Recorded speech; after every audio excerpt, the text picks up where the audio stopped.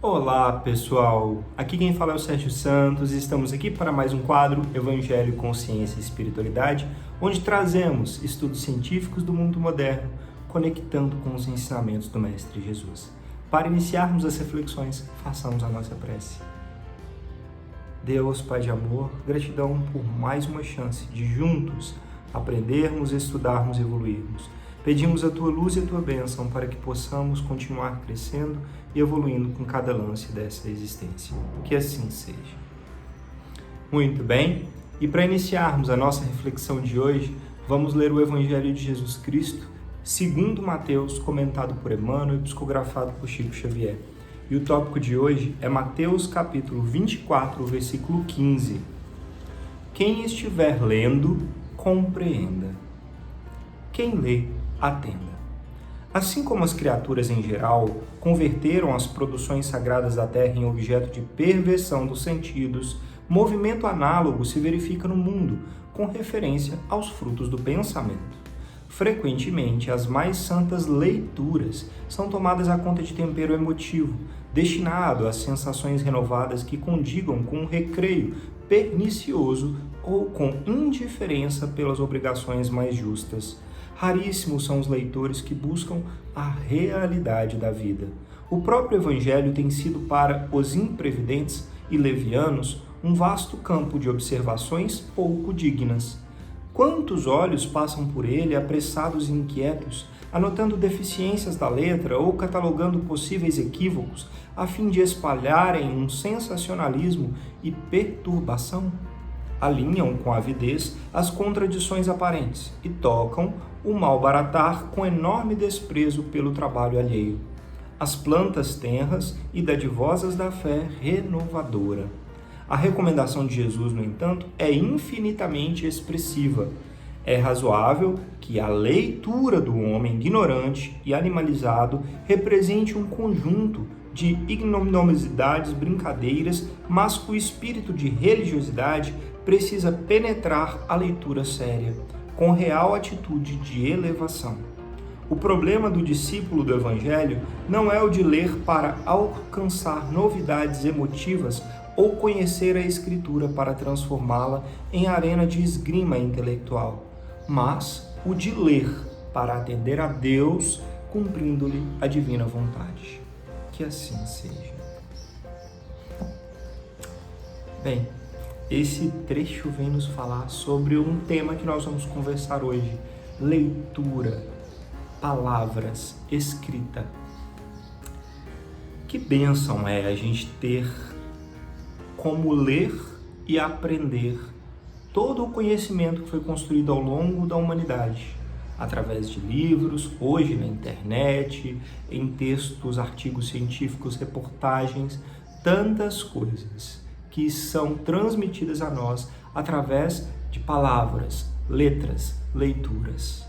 E nesse trecho do Evangelho, Emmanuel vem nos chamar a atenção para tomarmos cuidado, porque muitas pessoas passam o olho sobre textos que são sagrados e abençoados, vindos de pessoas inspiradas por Deus para nos guiar e orientar, e acabam fazendo interpretações que atendem apenas ao que a pessoa deseja, aos desejos mais aviltantes e menos sadios possíveis. E Emmanuel fala, olha, o objetivo final, por mais que sejam escritos em tempos diferentes, de formas diferentes dos textos sagrados, é trazer o cumprimento das leis de Deus em nossa vida, ajudar e amparar, guiando, orientando. O Evangelho de Jesus, acima de tudo, ele tem o objetivo de orientar as formas corretas de agir, e isso está escrito. As interpretações que ficaram dúbias para o tempo passado, na época em que Jesus esteve, que a escrita ainda era muito mais difícil, foram esclarecidas posteriormente com o advento de Kardec, trazendo os espíritos superiores para interpretarem os textos. E aí, agora, nós lemos, por exemplo, aqui, esses trechos do Evangelho comentados por Emmanuel, que vem trazer esclarecimentos para a gente. Então, a questão é, como nós escolhemos interpretar? Pela verdade ou pelo que me ajuda de alguma forma nos meus desejos. A interpretação, ela tem que ser para o crescimento espiritual, nos amparando e guiando para mais alto. E aí, como é que a gente está lendo os nossos textos? Mas o importante é, com certeza, sabermos utilizar tantos livros, tantos textos sagrados, como uma ferramenta de impulsionar. Quem lê, cresce. Isso é um fato, né? Quem mais lê, mais conhecimento adquire. É claro que a gente não está estimulando que fique somente na leitura, porque tem que colocar na prática, né? Mas é um passo importante para adquirir conhecimento e evoluir. Leitura. Ler para crescer e aprender. Aqui é uma forma de transmitir também esses conhecimentos das leituras através de diálogos, conversas, debates, né? Eu leio um texto abençoado e a gente interpreta aqui da forma como somos inspirados e acreditamos que vai auxiliar no entendimento das leis de Deus. E dentro deste contexto, nós trouxemos o nosso livro querido Alvorada Cristã, ditado por Néio Lúcio e psicografado por Chico Xavier. O tópico de hoje é o tópico 41, o Exército Poderoso. O Exército Poderoso à nossa disposição está constituído na atualidade por 23 soldadinhos de progresso. Separam-se, movimentam-se, entrelaçam-se, dominam o grande país das ideias. Sem eles, cresceríamos para a sombra, quando não para a brutalidade. Em companhia desses auxiliares pequeninos, penetramos os santuários da ciência e da arte, aperfeiçoando a vida. Quem não os conhece?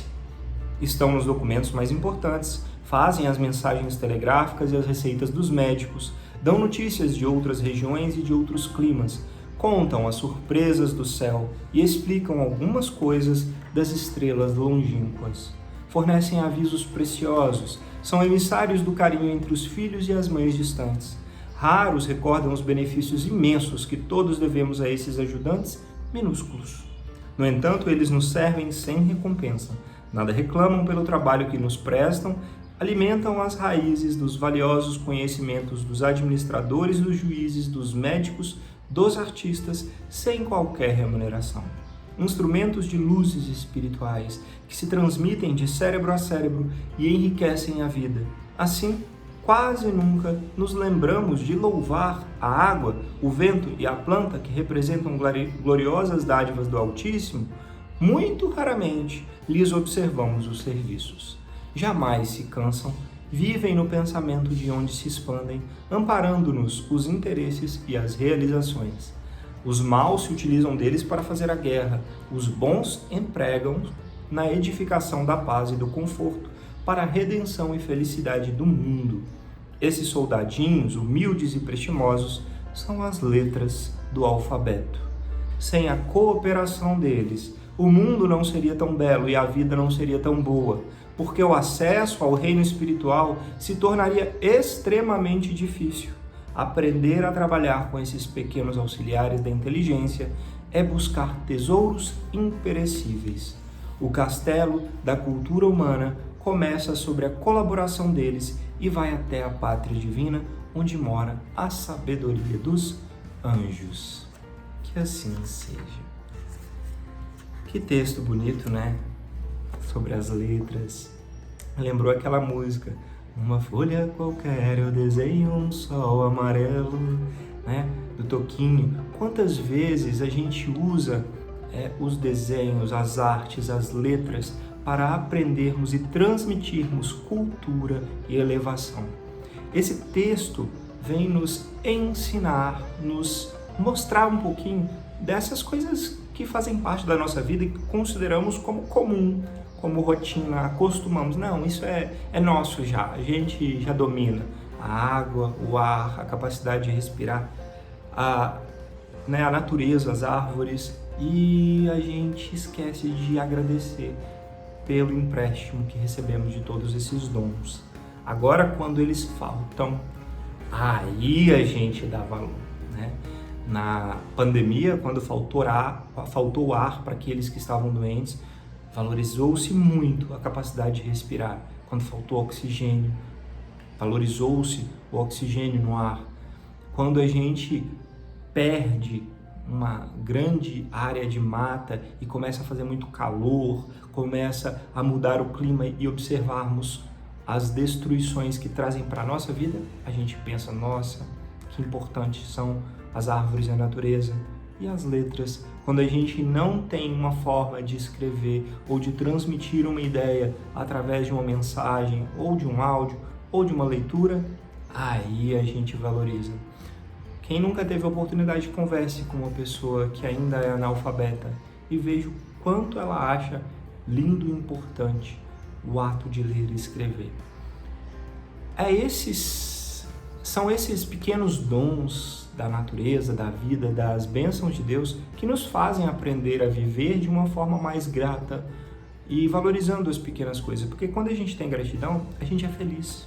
Ou quando a gente vive no piloto automático, a gente esquece das bênçãos e graças que vêm de mais alto, a gente simplesmente para de se sentir bem e em paz. A gratidão é uma ferramenta importantíssima para termos essa leveza em nós. E as letras em si, complementando esse lindo texto de Emmanuel que o Neo Lúcio nos traz, vem nos mostrar quanto esses soldadinhos, né, que são as letras e o alfabeto, contribuem para a evolução da humanidade. Imagina, se a gente não tivesse escrita, não teria internet. Se a gente não tivesse escrita, não teriam livros. Se a gente não tivesse escrita, o conhecimento de quem esteve lá atrás desenvolvendo não poderia ser transmitido para quem vem lá na frente. E Emmanuel nos traz até, e Neo Lúcio nos traz até uma mensagem a mais, que essa evolução, ela vem e vai até os anjos. Formas de transmitir os conhecimentos, né? Então nós temos que agradecer e fazer bom uso, porque como foi bem dito, pode-se usar para o bem ou para o mal. Escrever coisas que vão magoar e ferir, ou escrever coisas que vão curar, elevar e amparar. Que nós possamos ter um livre-arbítrio muito bom e julgar muito bem para fazermos o bem e cada vez mais, né? E dentro deste contexto, nós trouxemos um artigo científico cujo título é o seguinte: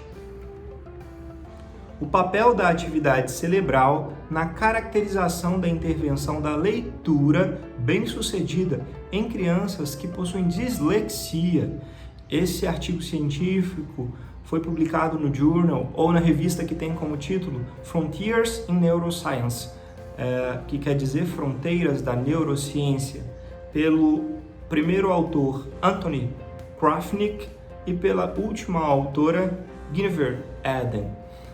Bem, esse artigo científico ele fez um estudo muito interessante em crianças com dislexia, consideradas da mesma idade, e aí eles fizeram uma série de análises para caracterizar a dificuldade de ler e escrever, né? Dislexia são aquelas crianças que têm uma alteração no funcionamento cerebral que dificulta leitura, aprendizagem, e elas demandam um esforço muito maior, principalmente enquanto mais novas. Se não for tratado, isso pode perdurar até a idade adulta, para ler e escrever. Elas têm muita dificuldade de juntar as letras, de juntar e dar um entendimento para uma palavra, para uma sentença e assim por diante. Então, são alterações cerebrais que geram essas dificuldades, tá? Em pessoas e especialmente aqui no caso avaliando em crianças. E existem tratamentos psicológicos, existem exercícios e atividades que são aplicadas para facilitar essa compreensão. É uma rotina de atividades que a neurociência vem desenvolvendo para poder auxiliar quem tem dislexia. E a dislexia, ela pode ser caracterizada por alterações quando tira como se fosse um raio-x, uma imagem, uma ressonância do cérebro, e aí consegue-se verificar áreas do cérebro alteradas durante a dislexia.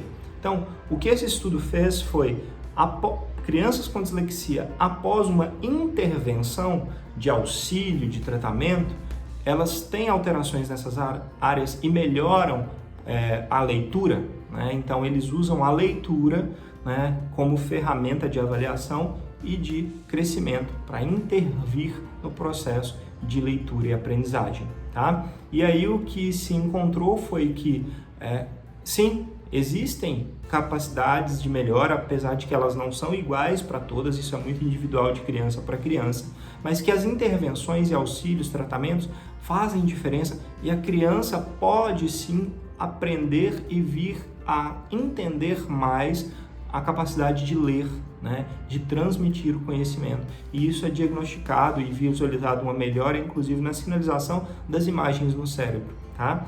E isso pode, nesse estudo específico, achou até uma maior resposta nas mulheres do que nos meninos, nas meninas do que nos meninos, né?